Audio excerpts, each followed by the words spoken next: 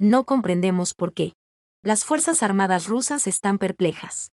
Ante las tácticas de Kiev, los militares ucranianos en la dirección de Zaporozhye no han cambiado la táctica de ataques frontales desde el comienzo de la ofensiva de verano, a pesar de las grandes pérdidas, declaró el comandante de una rama de la Unidad de Fuerzas Especiales Osman, con el apodo Pumba.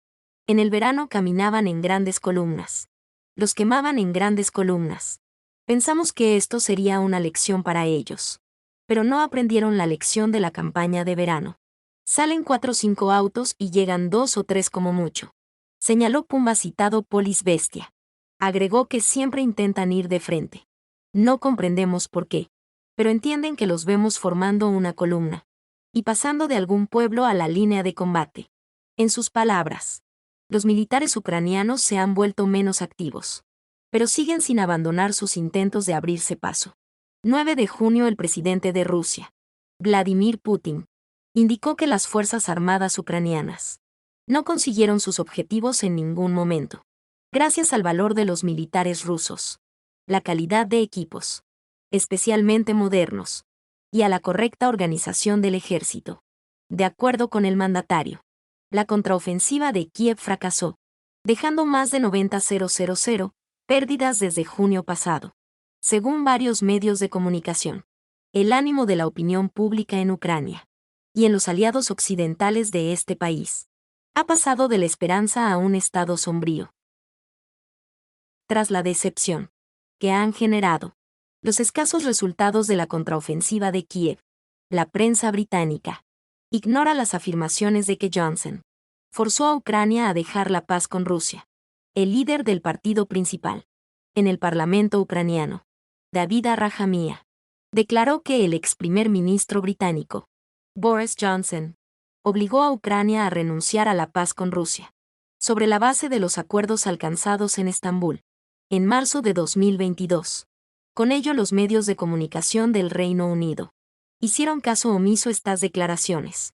La embajada rusa en Londres asistió anteriormente al Ministerio del Interior británico a comentar las afirmaciones de un alto parlamentario ucraniano de que el ex primer ministro del Reino Unido, Boris Johnson, contribuyó a que fracasaran las negociaciones entre Rusia y Ucrania en abril de 2022.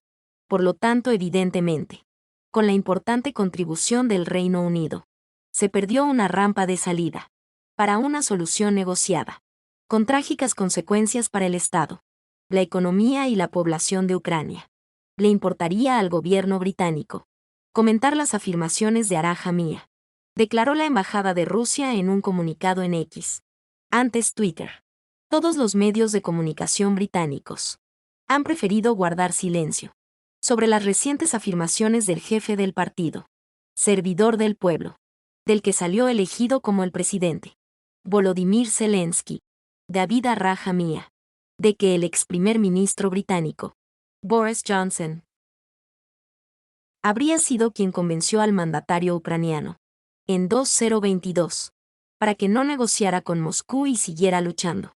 En lugar de ello, según el análisis de Sputnik, tras un examen más detallado, parece haber un apagón informativo sobre este asunto, ya que todos y cada uno de los medios británicos no generan ningún resultado sobre este tema. En su sección de búsqueda, en particular la BBC, The Times, The Telegraph, The Guardian, Daily Mail y The Independent, no se han expresado al respecto. Esto se produce después de que la embajada rusa en Londres pidiera a Downing Street que diera su opinión sobre las declaraciones de Arahamiya, jefe del partido parlamentario del presidente ucraniano, Volodymyr Zelensky, que también fue el principal negociador en las fracasadas conversaciones de paz entre Rusia y Ucrania, en Estambul en marzo de 2022. El exmiembro de Parlamento británico George Galloway comentó esas afirmaciones, al argumentar que Johnson es responsable de la muerte de miles de soldados ucranianos. El Boris Johnson se imagina que es Winston Churchill. De hecho, ni siquiera es digno de lustrar los zapatos de Winston. Churchill manifestó Gallo ahí en su canal de YouTube. Arahamiya lanzó las afirmaciones en una entrevista concedida a un canal de televisión ucraniano, 24 de noviembre, en la que sostuvo que fue el entonces primer ministro británico Johnson quien convenció a Kiev, para que no firmara un acuerdo con Moscú, a poner fin al conflicto en la primavera de 2022. Cuando volvimos de Estambul, Boris Johnson vino a Kiev y dijo que no firmaríamos nada con los rusos. En absoluto. Y dijo sigamos combatiendo, argumentó Ara Hamia, el legislador. También afirmó que Ucrania rechazó el acuerdo de alto el fuego, porque contradecía la cláusula constitucional sobre las aspiraciones euroatlánticas de Kiev. Las declaraciones se produjeron después de que el presidente ruso, Vladimir Putin, revelara que Moscú y Kiev habían firmado un proyecto de acuerdo sobre neutralidad permanente y garantías de seguridad para Ucrania, en las conversaciones de marzo de 2022, organizadas por Turquía, día en medio de la operación militar especial rusa. En cuanto Rusia retiró sus tropas de las inmediaciones de Kiev, como gesto de buena voluntad, Ucrania incumplió el acuerdo de paz, subrayó Putin. Antes el presidente ruso reiteraba que Moscú nunca había abandonado las negociaciones de paz. Con Ucrania recordó que fue Ucrania y no Moscú quien anunció públicamente que se rechazó del proceso de negociación. Es más, el jefe de Estado ucraniano firmó un decreto para prohibir tales negociaciones con Rusia, apuntó Putin. No te vayas.